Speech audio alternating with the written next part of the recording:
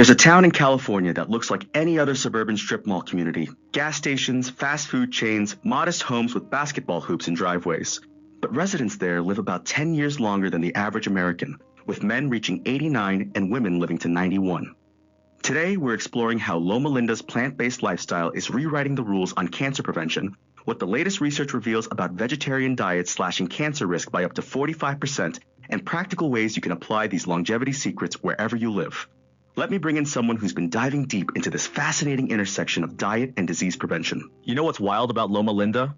It completely breaks the mold of what we expect from a so-called blue zone. When most people think of places with exceptional longevity, they picture pristine coastal villages or mountain retreats. But Loma Linda is literally in San Bernardino County. It's strip malls and suburban sprawl. Right, that's what makes it so intriguing. So for people who haven't heard of blue zones, what exactly are we talking about here? Blue zones are 5 regions around the world where people have the highest concentrations of centenarians, people living to 100 and beyond.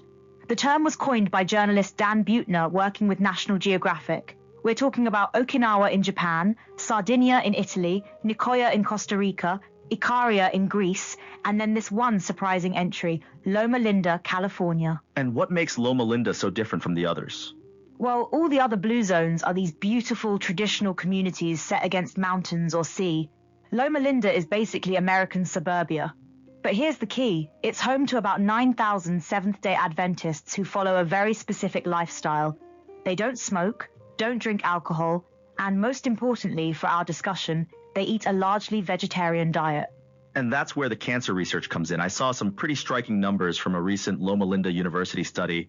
Can you break those down for us? Oh, the numbers are incredible. This study, published in the American Journal of Clinical Nutrition, followed nearly 80,000 Seventh-day Adventists for over a decade. They found that vegetarians had a 12% overall reduced risk of all cancers compared to non-vegetarians. But here's where it gets really interesting. For specific cancers, the protection was even more dramatic. How dramatic are we talking? Stomach cancer risk was reduced by 45%, lymphomas by 25%, colorectal cancer by 20%, and they confirmed previous findings showing about 25% lower risk for breast and prostate cancers among vegans. Wait, 45% for stomach cancer? That's huge! It really is. And the lead researcher, Gary Fraser, made a fascinating point about why stomach cancer might show such dramatic protection. He said the stomach has the most direct contact with food, so it makes sense that dietary changes would have the most immediate impact there. That's such an intuitive way to think about it. But I'm curious, how do we know this isn't just because Adventists are generally healthier in other ways? That's exactly the right question to ask. And that's what makes this study so compelling. They compared vegetarian Adventists to non-vegetarian Adventists. So both groups had the same religious background, similar stress levels, no smoking, minimal alcohol use. Fraser actually said many of those non-vegetarian Adventist people in this study were still very health conscious. So in some ways, it's amazing that we found anything at all. So they controlled for basically everything except diet. Exactly. This wasn't comparing health-conscious vegetarians to people eating fast food every day. This was comparing 2 groups of health-conscious people where the only major difference was whether they ate animal products or not. And the vegetarians still came out ahead.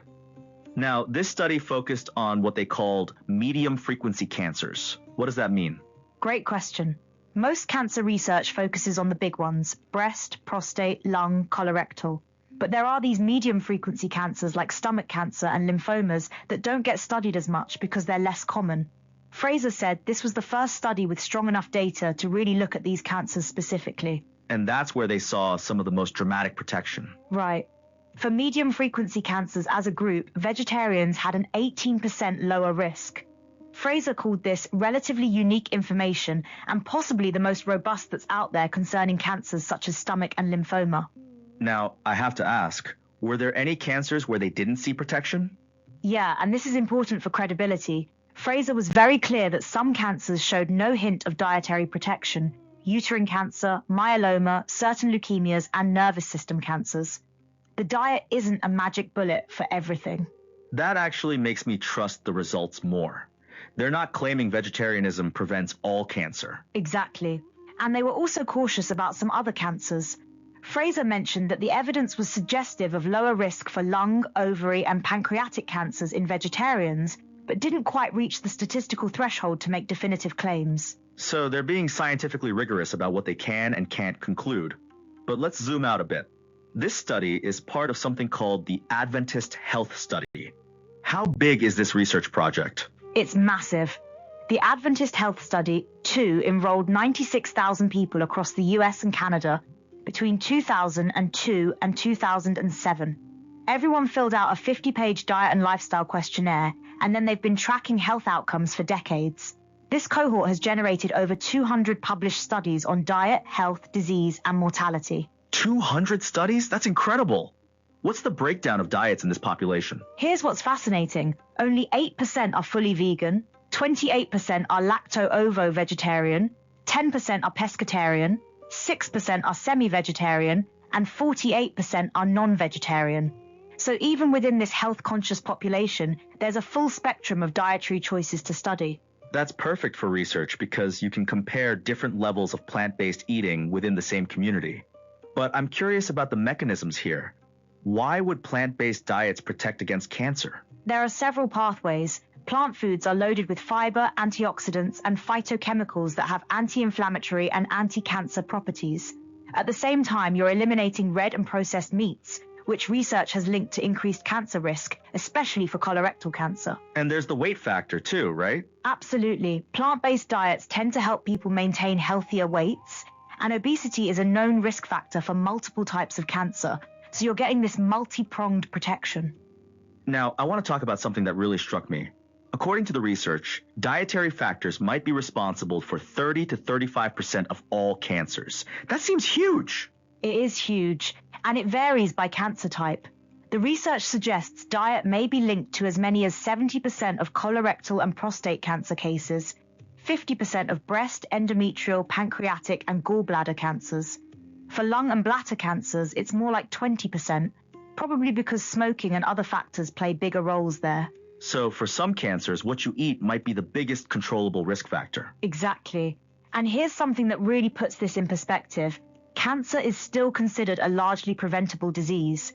Estimates suggest 90 to 95% of cancer risk comes from environment and lifestyle factors, not genetics. Wait, 90 to 95%?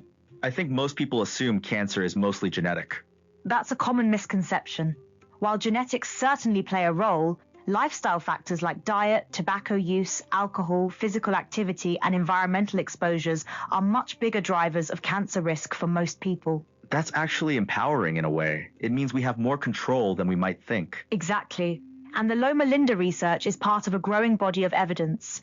There was a recent clinical trial from Memorial Sloan Kettering showing that high-fiber, plant-based diets might help delay progression of conditions that can lead to multiple myeloma. Researchers at Flinders University found similar protective effects for gastrointestinal cancers. So this isn't just one isolated study. The evidence is building across multiple research centers. Right. And what's interesting is that Blue Zone research more broadly shows these diets promote cellular health through anti-inflammatory and antioxidant-rich foods. There's even research suggesting they help preserve telomere length, which is a marker of cellular aging. So we're talking about protection against cancer and potentially slowing the aging process overall. That's what the research suggests. Blue Zone diets emphasize whole grains, legumes, fruits, and vegetables, with moderate consumption of meat and dairy. They also include fermented foods rich in probiotics, which support gut health and reduce inflammation. Now, for people listening who might be interested in applying some of these principles, do you have to go fully vegetarian to see benefits? That's a great practical question. The research shows a spectrum of benefits. Even the semi-vegetarians in the Adventist study, people who ate meat less than once a week, showed some protective effects compared to regular meat eaters. But the strongest protection was seen in the fully vegetarian and vegan groups. So it's not all or nothing. You can move in that direction gradually. Exactly. And remember, the Adventists also don't smoke, drink minimally, stay physically active, and have strong community connections. It's a whole lifestyle approach, not just diet in isolation. That's such an important point. The diet is part of a broader pattern of healthy living. Right. Harvard's Dr. Walter Willett put it well. He said people in blue zones are simply better at practicing behaviors that are associated with healthier, longer lives. The diet is one piece, but it's combined with natural movement, stress management, and social connection. And yet Loma Linda proves you don't need to live in some idyllic mountain village to achieve this. It's happening in suburban California. That's what makes it so relevant for most of us. You don't need perfect conditions. You need intentional choices about how you eat, move, and live. Before we wrap up, I want to ask about limitations. What should people keep in mind about this research? Good question. This is observational research, not a randomized controlled trial. We can see associations, but we can't prove causation with absolute certainty. Also, the Adventist population is unique, they're health conscious, have strong social support, and follow specific religious practices. We can't assume the exact same results would apply to everyone. But the biological mechanisms make sense, and the results are consistent with other research on plant-based diets and cancer. Exactly. And the American Institute for Cancer Research notes that eating according to their new American Plate guidelines, which emphasize plants, is very similar to blue zone eating patterns. The principles are sound, even if the exact numbers might vary in different populations. So when you step back from all this research, what's the big picture takeaway for someone who wants to reduce their cancer risk through diet? The evidence strongly suggests that moving toward a more plant-based diet, even if you don't go fully vegetarian, can significantly reduce your risk of several major cancers. We're talking about 12% overall cancer risk reduction, with much higher protection for specific cancers like stomach, colorectal, and lymphomas.